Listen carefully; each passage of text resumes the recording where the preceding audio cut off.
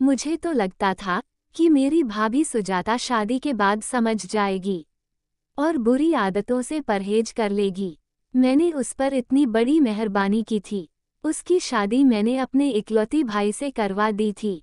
मेरा जो भाई था बहुत ही शरीफ और एक नेक दिल का इंसान था। वह एक धार्मिक इंसान भी था। पूजा पाठ रोज किया करता था। माँ बाप के मरने के बाद मेरा भाई मेरे लिए सब कुछ था। मेरा भाई मेरी हर बात मानता था, क्योंकि मैं अपने भाई से बड़ी थी और वह मेरी बहुत इज्जत भी करता था।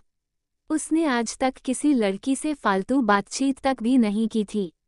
मगर मैंने उसके साथ इतना बुरा कर दिया था, इसका अफसोस मुझे अब होता है। मैंने उनकी शादी एक कैरेक्टरलेस लड़की से करवा दिया था। उस टाइम तो सुजाता भाभी ने मेरे साथ एक वादा किया था कि वह शादी के बाद सब कुछ छोड़ छाड़ कर सिर्फ मेरे भाई की ही होकर रहेगी। मैं भी कितनी गलत थी जो मैं सुजाता की बात में आ गई और अपने भाई से शादी करवाने के लिए मान गए। ये कहावत तो आपने सुनी होगी कि चोर चोरी से जाता है मगर हेराफेरी से तो नहीं जाता। ये सब तब खुलकर सामने आया था जब मैं अस्पताल में गई। अपने भाई को उसके बेटे की मुबारकबाद देने गई थी। अस्पताल में मुझसे पहले ही काफ़ी रिश्तेदार पहुंच चुके थे। मैंने भी भाई को मुबारकबाद देकर अपनी भाभी के पास गई तो मगर वह अपने बच्चों को देखकर रो रही थी। मुझे लगा शायद खुशी के आंसू होंगे। मैंने भाभी को मुबारकबाद दी और जल्दी से भतीजी की तरफ बढ़ने लगी, मगर ये देखकर मेरी जान ही निकल गई। वह तो मेरे भाई का बच्चा था ही नहीं। मैं एकदम से सुजाता भाभी की तरफ मुड़ी और बोली, यह क्या किया तुमने? उसने मेरे सामने हाथ जोड़ दिया और रोते हुए कहने लगी, तुम्हें भगवान के लिए चुप रहना होगा। मेरा घर उजड़ने से बचा लो। मेरे राज को राज ही रहने दो और मुझे मेरे पति के सामने बेइज्जत मत करो। अगर तुमने सच बताया तो मेरी बहुत रुसवाई हो जाएगी। सुजाता मेरे सामने हाथ जोड़कर रोए जा रही थी। मैं गुस्से से चिल्लाकर बोली, सुजाता तुमने मुझसे वादा किया था, तुम शादी के बाद अपने सारे बुरे काम छोड़ दोगी। मैं तुम्हारे शादी से पहले वाले सारे पापों पर पर्दा डाल दूंगी, लेकिन शादी के बाद कोई ऊंच नीच बर्दाश्त नहीं करूंगी। अब तुम अपने बुरे इल्जाम के लिए तैयार हो जाओ। सुजाता सिसकने लगी थी। वह बोली, मैंने कोई पाप नहीं किया और मेरे ना करने वाली गुनाहों की सजा मुझे मत देना। मुझे सुजाता की बातें बहुत ज्यादा गुस्सा दिला गई थी। मैं बोली, यह बच्चा किसका पाप है?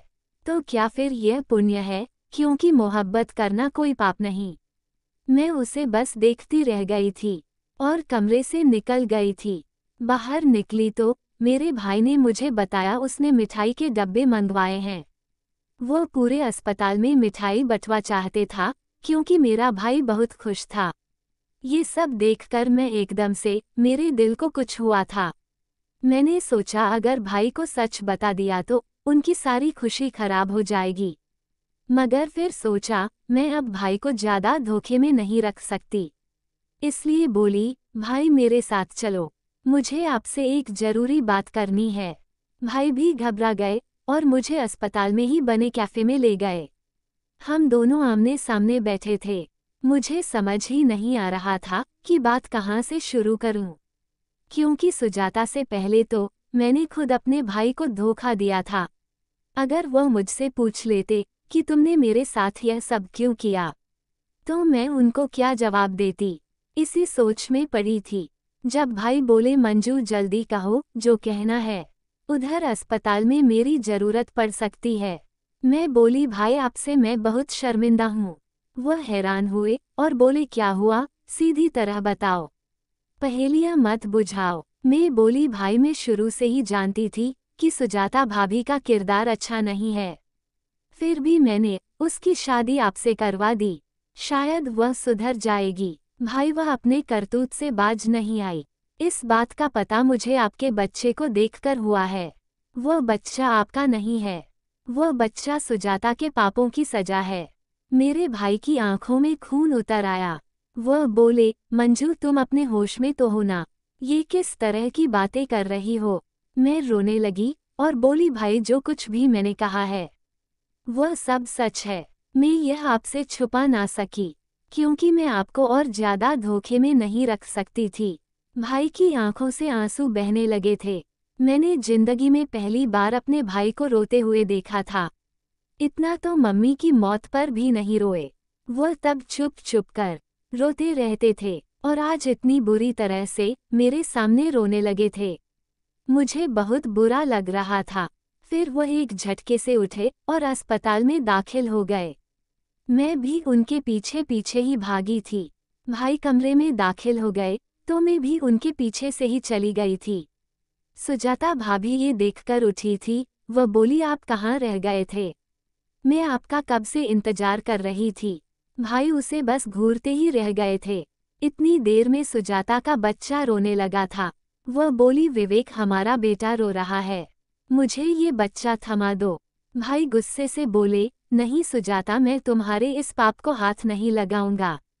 तुम कैसी औरत निकली। मैंने तुम्हें प्यार, मोहब्बत, इज्जत दी, लेकिन तुमने किसी चीज का मान नहीं रखा और बड़ी ढीठ बनकर कह रही हो कि हमारा बच्चा है।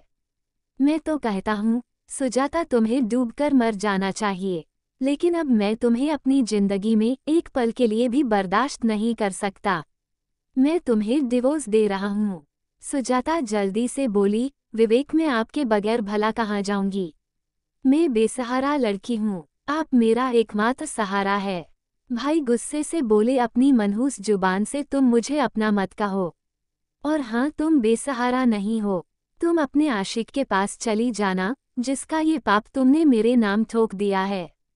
सुजाता अपने आंसू पोंछकर बोली, विवेक आप अपनी बहन की बातों में मत आओ। मुझ पर इल्जाम मत लगाओ।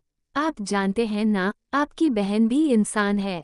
गलतियां इंसानों से ही हुआ करती है।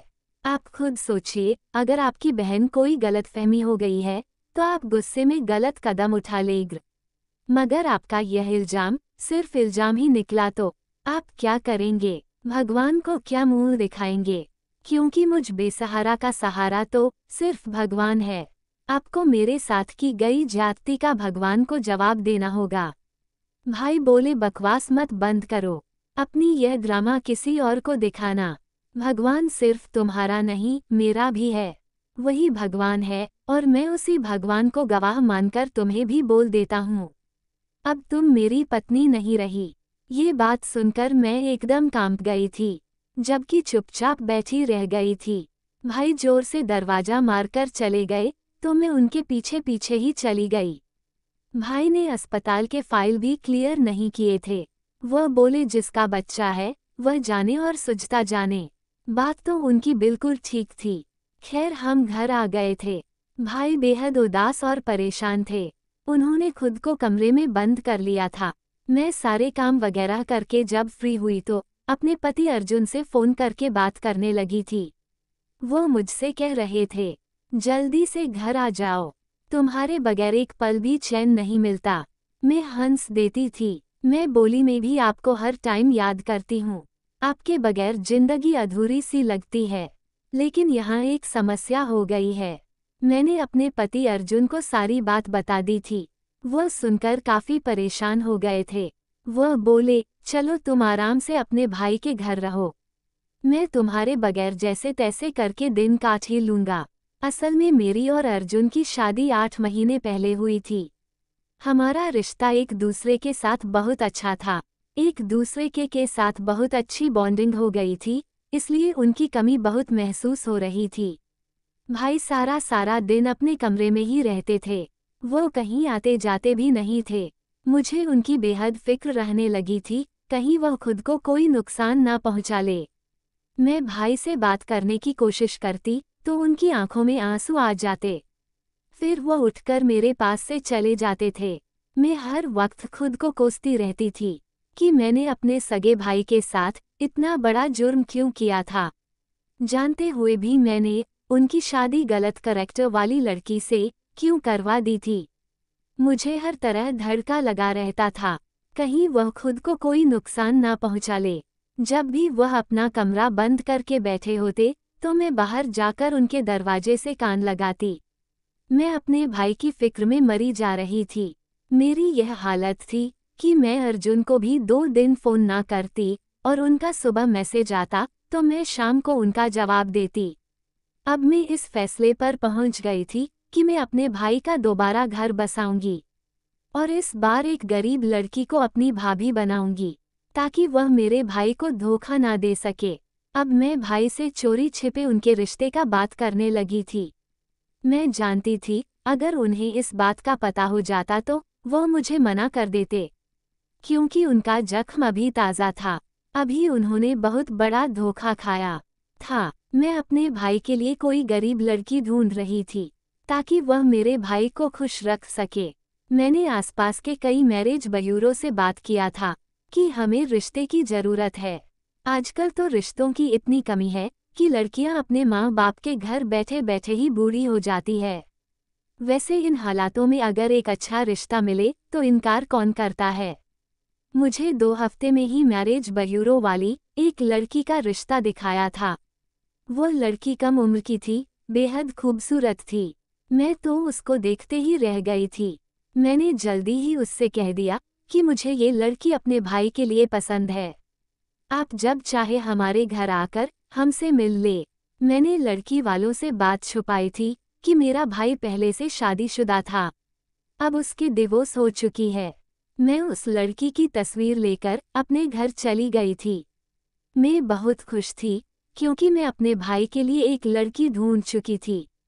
भाई सुबह से अपने कमरे में बंद थे। जब वह बाहर निकले तो मैं बोली, भाई मैं आपसे एक बात करना चाहती हूँ। भाई की आंखें एकदम सुर्ख लाल हो गई थी। वह बोले, मंजू तुमने 1 महीने पहले भी मेरे साथ एक बात की थी। उस बात का कांटा अभी तक मेरे दिल में चुभा हुआ है। अब बताओ तुम आज क्या कहने वाली हो। मैं बोली, भाई जो पिछले महीने आपके दिल में कांटा चुभा था उसी को निकालने की कोशिश कर रही हूँ। भाई मेरी तरफ देखते ही रह गए थे। वह बोले, मैं तुम्हारी बात नहीं समझा। मुझे बताओ तुम क्या कहना चाह रही हो। तुम्हारी मेमोरी ठीक है ना भाई। मैं आपके जख्मों के मरहम का इंतजाम कर रही थी। मुझे मालूम है कि आप अभी अभी बहुत बड़े सदमे से 2-4 हुए हैं। मुझे खुद पर बहुत गुस्सा आ रहा था। मैंने ये गलती क्यों की थी। मैं अब उस गलती को सुधारना चाहती हूँ। इसलिए मैं कुछ हफ्ते से आपके लिए लड़की ढूंढ रही थी और आखिरकार आपके लिए एक अच्छी और खूबसूरत लड़की ढूंढ ली है। अब आप उस लड़की की तस्वीर को देख लीजिए। भाई ने तस्वीर की तरफ नजर भी नहीं की थी।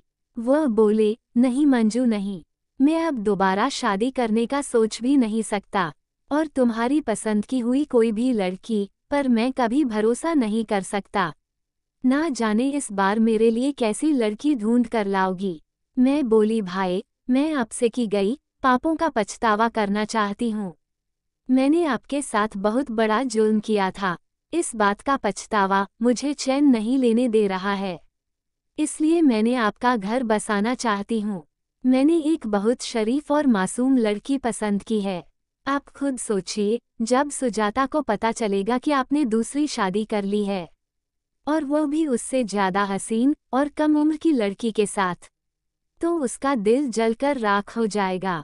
बेशक अब वह अपने आशिक के साथ रह रही होगी, तब भी उसे आपकी खुशी अंदर से जलाकर रख देगी। आप खुद रोग लगाकर बैठे रहोगे, वह खुश रहेगी, लेकिन जैसे ही आपको खुशियाँ मिलना शुरू हो जाएगी तो उसका दिल भी धड़कन बंद हो जाएगा। भाई मेरी आंखों में देखकर बोले, मंजू तुम सच कह रही हो कि मेरी शादी से सुजाता की तकलीफ होगी। मेरे भाई ने मुझे पूरी तरह से डांट दिया और उन्होंने कहा मैं ऐसा बिल्कुल भी नहीं करने वाला। इंसान सिर्फ एक बार धोखा खाता है। तुम मुझे दूसरी बार धोखा देने की बात कर रही हो। मैं यह शादी नहीं करने वाला और आप मेरी फिक्र छोड़ दो और मंजू जाकर अपना घर बसाओ। भाई की बातों से मुझे बहुत दुख हुआ और मुझे अपने अर्जुन की भी याद आ रही थी। भाई तो ठीक ही कह रहे थे कि मुझे अपने पति के बारे में सोचना चाहिए। उसी टाइम मैंने अपने नए पति अर्जुन को फ़ोन किया था। फ़ोन नहीं उठा रहे थे। कई बार फ़ोन करने पर किसी औरत ने फ़ोन उठाया। मैं तो परेशान रह गई। मेरे घर में कौन औरत है, क्योंकि मैं तो अपने पति के साथ बिल्कुल अकेली रहती थी। अर्जुन के माता पिता गांव में ही रहते थे। और मैं शहर में अपने पति के साथ अकेली रहती थी और न ही अर्जुन की कोई बहन थी। मेरे दिमाग में बड़ी तेजी से उलझन हुई। हे भगवान, कहीं दूसरों का घर बसते बसते अपने घर ही ना उजाड़ लूं। मैं जल्दी से अपने सास ससुर को फोन किया और उनका हाल खबर लिया, लेकिन वह तो वहीं गांव में थे। तो मेरे पति अर्जुन के साथ कौन औरत थी जिसने मेरा फोन उठाया है? मैं अपने पति अर्जुन को बिना बताए मैं अपने घर पहुंच गई। जब मैंने अपने मेन दरवाजे की बेल बजाई तो दरवाजा बड़ी देर से खुला था, और जब दरवाजा खुला तो सामने देखकर मेरे पैरों तले से जमीन निकल गई थी, क्योंकि मेरे सामने कोई और नहीं, मेरे भाभी सुजाता खड़ी थी। मैंने सुजाता से कोई बात नहीं की। तुरंत अंदर जाकर कमरे में देखा तो अर्जुन कहीं नहीं थे। अंदर कमरे में सुजाता का बेटा सो रहा था। मुझे उसे देखकर बहुत तेज गुस्सा आई। फिर मैं सुजाता भाभी पर चिल्लाते हुए पूछा, तुम मेरे घर में क्या कर रही हो? तो उसने कहा कि पहले तुम शांत हो जाओ, फिर मैं सब कुछ बता देती हूँ। मैं यहाँ क्या कर रही हूँ? मैं उसको बुरा भला कहने लगी। पहले तो तूने मेरे भाई का घर बर्बाद किया और अब मेरे घर पर डाका डाल रही है। तू औरत नहीं शैतान हो। पहले तुम बिल्कुल शांत हो जाओ, फिर मैं आपको सब कुछ बताती हूँ। सुजाता भाभी कहने लगी, जब तुमने मुझे हॉस्पिटल में छोड़कर दोनों भाई बहन अपने घर चले गए तो मेरा इस दुनिया में कोई नहीं था। तुम तो अच्छी तरह से जानती थी, और जिसका इल्जाम तुमने मेरे सर पर दिया था वह भी इस दुनिया से जा चुका था, क्योंकि कुछ दिन पहले ही उसका ट्रक एक्सीडेंट में मृत्यु हो गई थी। ये बात भी मुझे नहीं पता चली है। जब तुमने और तुम्हारे भाई ने मुझ पर इल्जाम लगाया और मुझे छोड़कर वापस अपने घर चले गए तो मैं बिल्कुल अकेली पड़ गई। मैं दहाड़े मार मार कर रो रही थी। तभी नज़ ने मुझे पूछा, क्या तुम्हारे घर से कोई नहीं आया? तुम्हारा पति तो कुछ दिन पहले बड़ी बेसब्री से तुम्हारे बच्चे का इंतजार कर रहा था। क्या उसको कुछ हो गया है? मैंने कहा, नहीं, उसको कुछ नहीं हुआ है और भगवान ना करे उसको कभी कुछ हो। उसको तो मेरी भी उम्र लग जाए। फिर तुम क्यों रो रही हो? मैंने नज़ से कहा कि तुम मुझे फ़ोन पर किसी से बात करवा दो। फिर मैं अपने फ़ोन से तुम्हारे पति का नंबर ढूंढकर नज़ को दिया। नज़ ने तुम्हारे पति का नंबर मुझे मिला कर दिया और मैं अर्जुन से सारी बात बताई। वह भला इंसान मुझे अपने घर लेकर आया और उसने मेरी बहुत सेवा की, और उसने मुझसे वादा किया, बहन तुम परेशान ना हो, मैं जल्दी ही अपनी पत्नी और अपने साले के दिमाग से सारी गलतफहमियां दूर कर दूंगा। जब तक मंजू घर नहीं आती तब तक तुम आराम से यहीं पर रहो। मंजू घर आती है तो आराम से बैठकर बातें करेंगे। मैंने अर्जुन को अपनी पिछली जिंदगी के बारे में सब कुछ बता दिया था। अपनी सगी बहन से भी ज्यादा अर्जुन मेरा मान सम्मान करता है, और तुम खुद सब जानती हो मेरे बारे में। मैंने सुजाता की बात सुनकर वहीं पर रोते रोते बैठ गई। मेरा फ़ोन बज रहा था। मैंने मोबाइल उठाकर देखा तो अननोन नंबर था। पहले तो मैं कॉल बंद करने लगी थी, मगर फ़ोन उठाया था। मुझे किसी की सिसक की आवाज़ आई थी। मैं बोली, कौन हो तुम? वह बोला, मैं अर्जुन बोल रहा हूँ, मैं तुमसे मिलना चाहती हूँ। मंजू तुम मुझे आकर मिलो तो मैं तुम्हें सारी बात बताता हूँ। मैंने कहा, अर्जुन मैं घर पर ही हूँ और मैं सब कुछ जानती हूँ कि सुजाता भाभी हमारे घर पर है। सुजाता ने सब कुछ मुझे बता दिया है। आप जल्द से जल्द घर आ जाइए। वह जल्दी घर पहुँच गए। उन्होंने बिना कुछ कहे मेरे हाथ में एक फ़ोटो का एल्बम थमा दिया था। उसमें मौजूद तस्वीर देखकर मैं तो चक्कर खाते खाते बची थी। अब सुनिए कुछ साल पहले की मेरी और सुजाता की कहानी। मैं और सुजाता एक ही कॉलेज में पढ़ती थी। उसने मुझे अपने खानदान के बारे में बताया था। वे अपनी एक बूढ़ी नानी के साथ रहती थी। उसके माँ बाप की मृत्यु हो चुकी थी। नानी बूढ़ी थी, इसलिए उसे खास ध्यान न दे सकी थी। इस कारण सुजाता कुछ बिगड़ी हुई थी, लेकिन जो भी था मुझे बहुत अच्छी लगती थी। हमारी दोस्ती बहुत गहरी हो चुकी थी। तब उसने मुझे बताया कि वे और उसका पड़ोसी एक दूसरे से बहुत मोहब्बत करते हैं। और उसकी नानी के बहाने अक्सर उसके घर आ जाया करता था। मगर वो दोनों हमेशा अपने हद में ही रहे थे, कभी तन्हाई का फायदा उठाने की कोशिश नहीं करते थे। दिन बीतते गए, उनकी मोहब्बत गहरी होती जा रही थी। अब तो ये हालत हो चुके थे, उन दोनों को एक दूसरे के बगैर सांस तक नहीं आती थी।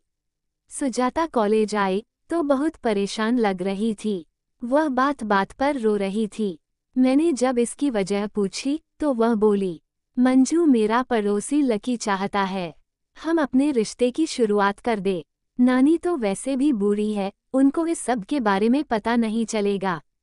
लेकिन मैंने लकी से कहा है कि मैं शादी के बगैर रिश्ते बनाने पर भरोसा नहीं रखती। तो लकी ने मुझसे लड़ाई कर ली। वह कहता है, अगर मुझे इस पर यकीन नहीं है तो फिर मुझे इस मोहब्बत के रिश्ते नहीं रखना चाहिए। अब तुम ही बताओ मंजू, मैं क्या करूं? मैं बोली, सुजाता, मुझे तुम पर फक्र है कि तुमने अपनी इज्जत को अपनी मोहब्बत पर कुर्बान नहीं किया। तुम मेरी एक बात याद रखना, शादी के बगैर शारीरिक संबंध बनाना हमेशा इंसान को जलील और रुस्वा कर देता है।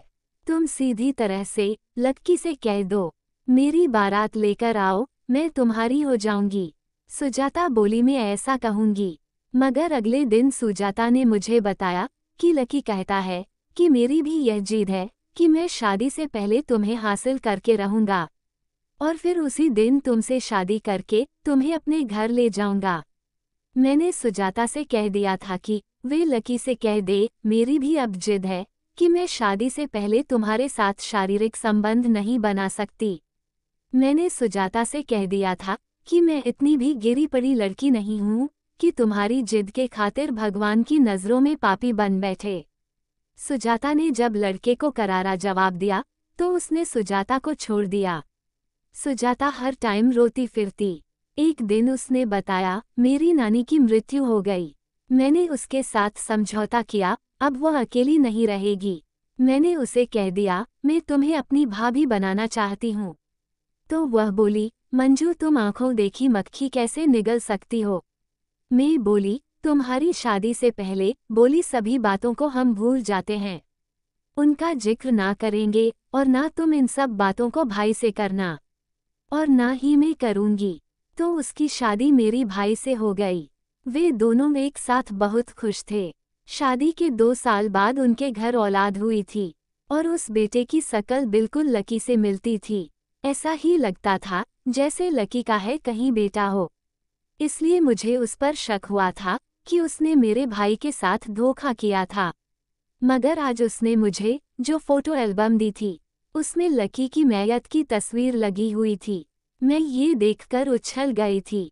सुजाता बोली, लकी मेरी शादी के 2 दिन बाद ही एक्सीडेंट का शिकार हो गया था। वह तो मर चुका था। मंजू, अब तुम ही बताओ कि लकी का बच्चा कैसे हुआ?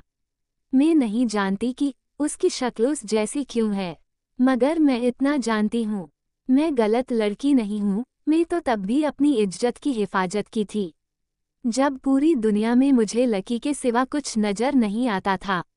तो फिर अब जब मुझे विवेक से मोहब्बत हो चुकी थी तो मैं कैसे उनके साथ धोखा कर सकती हूँ? इतना कहकर सुजाता मेरी नज़रों से ओझल हो गई थी, जबकि मैं अपना सर पकड़कर बैठी रह गई थी। मैंने खुद को बड़ी मुश्किल से संभाला था। मैं बेहद परेशान थी। इस परेशानी में मुझे मेरे भाई की वफा याद आई थी। वह कैसे सुजाता के लिए तड़प रहा था। मैंने अपनी गाड़ी में सुजाता को बिठाया और मेरे पति अर्जुन भी बैठे। अब हम चारों निकल गए। जब हम घर पहुंचे तो हमने गेट की बेल डोर बजाई। भाई काफी देर में बाहर निकल कर आए। वे सुजाता को देखकर आग बबूला हो गए। मेरे पति अर्जुन ने भाई को समझाया और सारी गलतफहमियां को दूर किया। मेरे भाई की गलतफहमी दूर करने के लिए हॉस्पिटल जाकर बच्चे का डीएनए टेस्ट भी करवाया। वह मेरे भाई का ही खून था, लेकिन शक्ल बिल्कुल लकी जैसी थी। ना जाने के ऊपर वाले ने ऐसा क्यों किया था, ये किसी को नहीं मालूम, लेकिन एक घर उजड़ते उजड़ते बच गया था। और मैंने अपने भाई और अपने पति और अपने भाभी से माफ़ी मांगी थी। मगर आपको ये कहानी कैसी लगी, जो कमेंट सेक्शन में ज़रूर बताएं।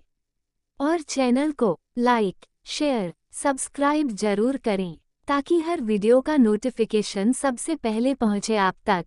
धन्यवाद और आपका दिन शुभ रहे। फिर मिलते हैं एक नई कहानी में। तब तक के लिए वीडियो देखने के लिए धन्यवाद।